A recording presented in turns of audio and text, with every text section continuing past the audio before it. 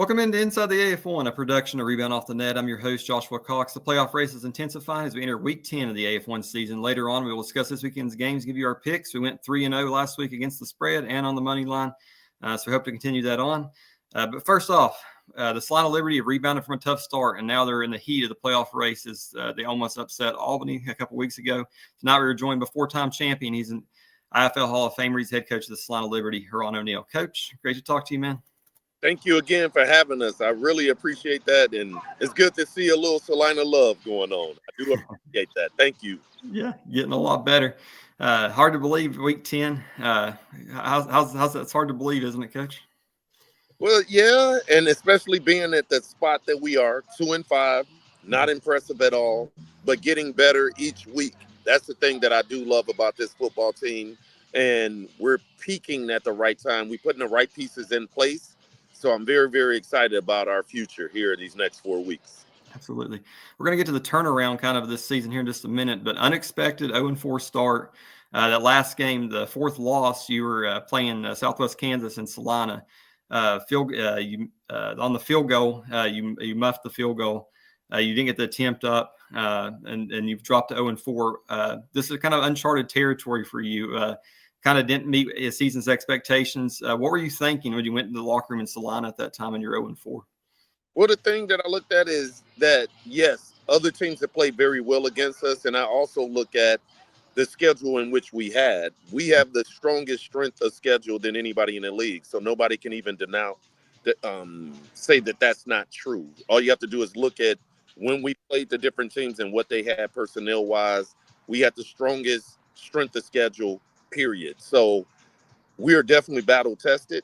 So looking at it, when we did lose that game to drop to 0-4, it was a tough one, 22-20, and we had a chance to win the game, but didn't get the field goal off the way we needed to. We didn't execute the play the way we needed to, and we are what the record says, 2-5. So we got to come back and do what we need to do and get these. All we can do is get ready to go against Billings.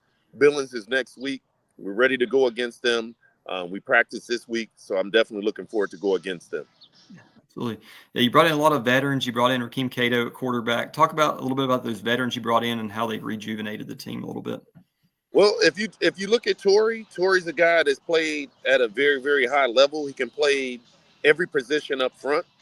He can play anything on the O-line or D-line. He can play the fullback as well as the linebacker positions. I think it starts right there with him. He's the man in the middle. He's the key of what we're trying to do on the O and defensive lines. To bring in Torrance Williams as well is another guy that can dominate the line of scrimmage. He was most recently with Corpus Christi. He terrorized us in the first 2 games. So to get a chance to have him here with us is very, very big. Very, very excited about that. Also, to get, like you said, Rakeem Cato, to get him here as our quarterback, to do the things that he's done and galvanize these troops, to get these guys ready to go. I'm very, very excited about that as well. Getting to know him is a very fascinating young man. He has a very declarated past of what he's done. He's the all-time winner in the city of Miami, the state of Florida, but he's also the all-time. He got a lot of records there at Marshall University as well.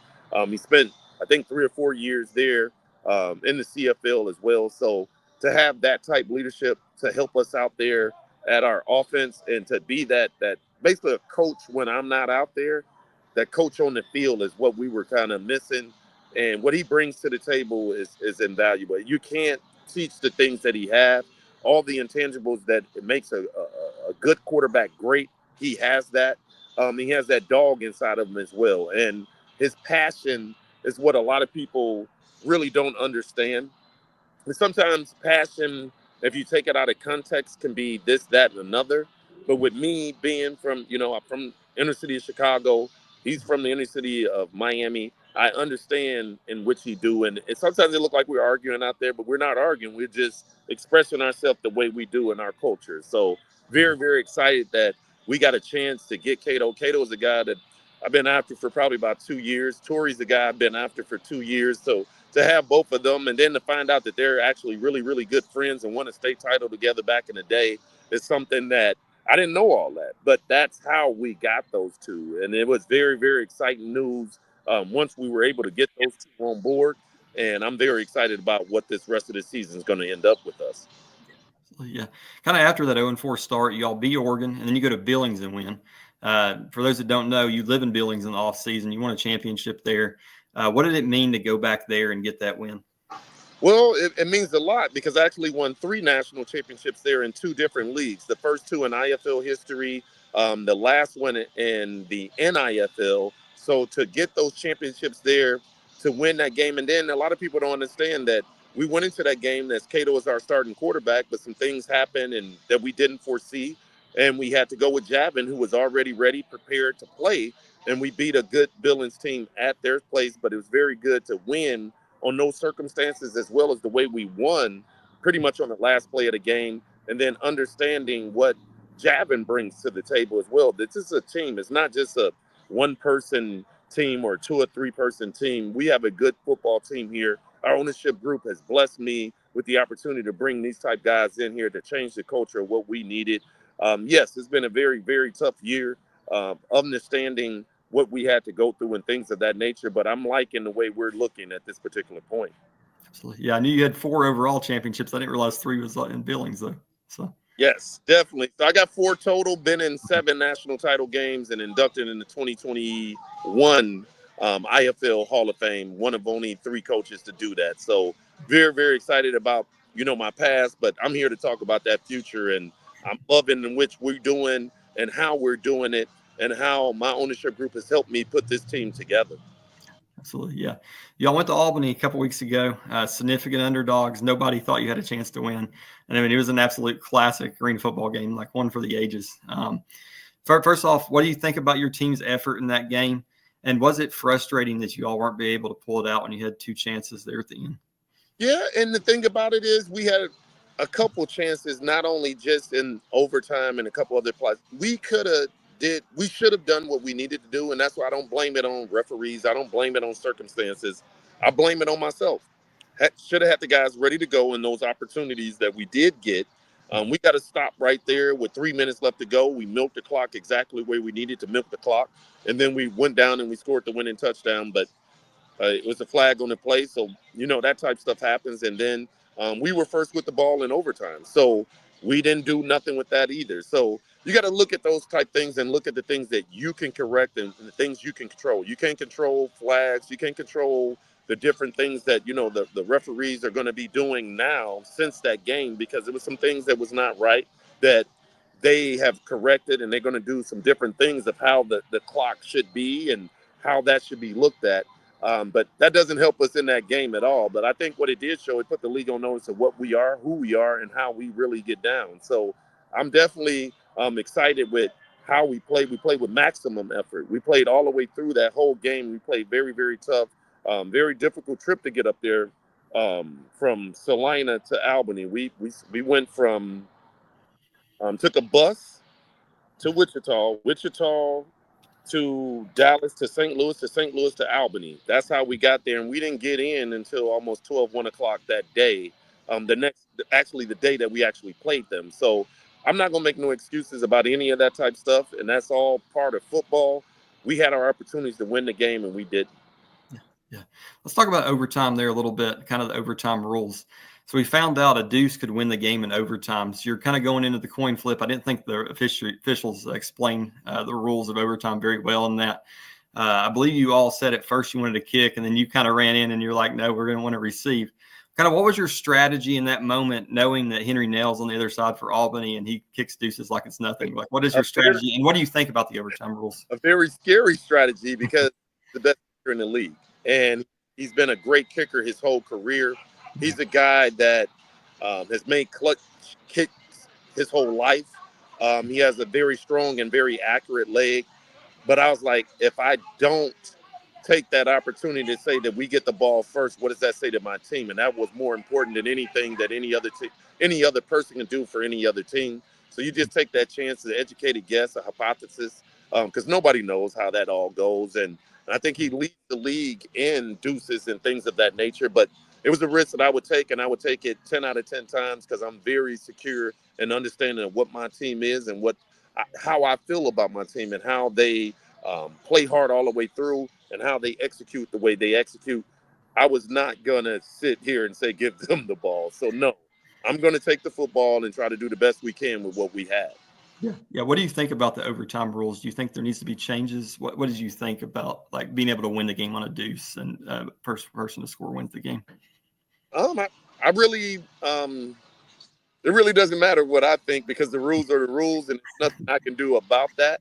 I think it's some things that's going to be in place, not moving forward, but not this year, but maybe next year that we'll talk about because these are all things that have been brought up by different coaches, not just myself, about that. To have a game end on a deuce, I think in overtime would be very tough, but it is the rules. So you got to understand what the rules are and put your team in the best situation to try to win ball games. Yeah, I was praying that game didn't end on a deuce because it's too good a game to win on a deuce. So. That would have been very, very disappointing, but it happens. Sometimes I've seen it, and I just had to believe in my ball club that we could pull it out with the ball in our hands. And the way our team was playing and what I have on offense, I had to take supreme confidence that we'll get it done. Yeah.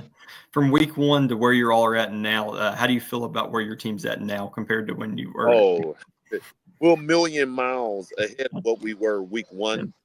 We had guys in the first 3 games or so that we had each week, even all the way up into probably week 5. We had guys that never even played an arena football game, and we got more than 4 or 5 that's playing each week. So, yes, it's different. It's a different game, and some of them played indoor football, but not arena football. Arena football is different. It's very unique. It's a sport that I fell in love with, especially when I played it for the 4 years that I did do it, A1 and a little bit of A2. So it takes some getting used to. The play calls are a little bit different. The strategies are a little bit different. The rules are very different from arena to indoor football. This is only my second year ever doing arena football rules, so it's definitely a different game. It's an exciting game, and I just like the direction in which it's going. I mean, I love, Jerry Kurtz. I've always been a fan of him. I've read a lot about him, but to get a chance to meet him this past summer in the Chicago meetings, to have Jeff Fisher as our commissioner, part of the greatest team in my opinion. I'm a Bear fan, so 85 Bears. He played for that team, and he also coached in the Super Bowl. To have instant credibility is what he brings to the table. Very, very excited about that. Gary Compton is another guy that I played a couple years with him with the Milwaukee Mustangs. So to have that as our leadership moving forward, I can only see, you can see the light at the end of the tunnel. Yes, has it been a struggle? Has it been a little work? But anything worth having is worth working for. And I really, really appreciate all the hard work that they put in and how they really get things done with all the different moving pieces that are going on behind the scenes. Absolutely. Talk about the rule changes there, and this is your second year in arena ball. How do you think shotgun is held up for you in arena ball? You play a kind of non-traditional arena game with the shotgun. How do you think that's held up in arena? I think it's held up well. I mean, the thing is understanding what we were put up against and how we're trying to conquer it, to have a plan and understanding of what we're trying to do moving forward. Like I said, I'm above 500 in this league at 2 years of doing it. So I'm definitely knowing that, yes, the non-traditional works for me. And it makes them have to practice and work for that because we're not a traditional arena football team. And I understand and continue to do the things that we've done to be successful, not in just this league, but in every other league that I've ever been in, and believe in the philosophies and concepts of what winning football is to me. And as long as I'm here as the head coach, which I think I'm pretty cool here with the owners and everything, I think I'll be here for a couple more years. I'm continuing to do that. And it's just understanding what we were facing this year and how we're attacking it and how we're getting better each week, each game, each practice, we're getting better. So to do that, I'm very, very excited about. Yeah, you'll have 4 games left. You have Billings, Washington, and then Southwest Kansas twice. You're going to have to win at least 3, maybe all 4 to get into the playoffs. How do you feel about the stretch run here as you head towards the playoffs? Well, I like it. 3 of the 4 are at home. We finally get a chance to be at home. That's why I said this schedule was very, very difficult. It was not easy to go against what we were put up against, which it is what it is. You don't control the schedule, so I don't cry and whine about it. But we played a lot of road games in the beginning of the season. Now we get a chance to play at home in front of our fans. The Salina Liberty fans are just crazy. They love us here. They come out in droves to support us. The city of Salina is a great city to live in.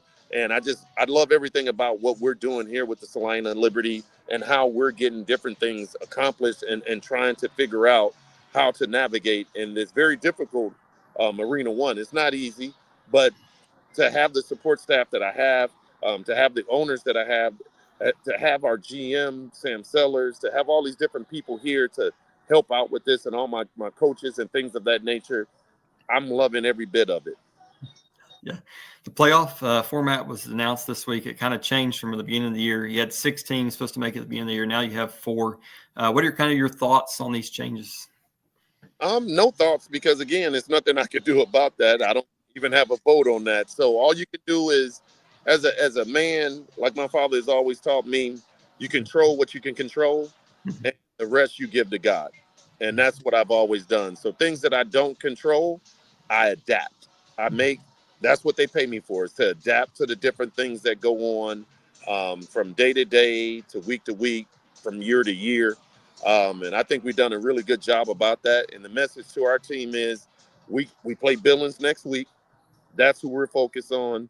You can't worry about 3 out of 4 or 4 out of 4. All you can worry about is the team that you're playing next. That's what you have control over. And all I can do is prepare my team as best I can to be ready for a great Billings team, the defending champs of this league. Do you talk to your team about the standings at all? Do you ever bring that up? No, I don't, because that is something that's really not important to me. What's important to me is getting better each week, getting better each practice, each game, and that's what we've done. And I think you could just look at, I get what the standings say, but look what our ranking is saying. I think we are peaking at the right point.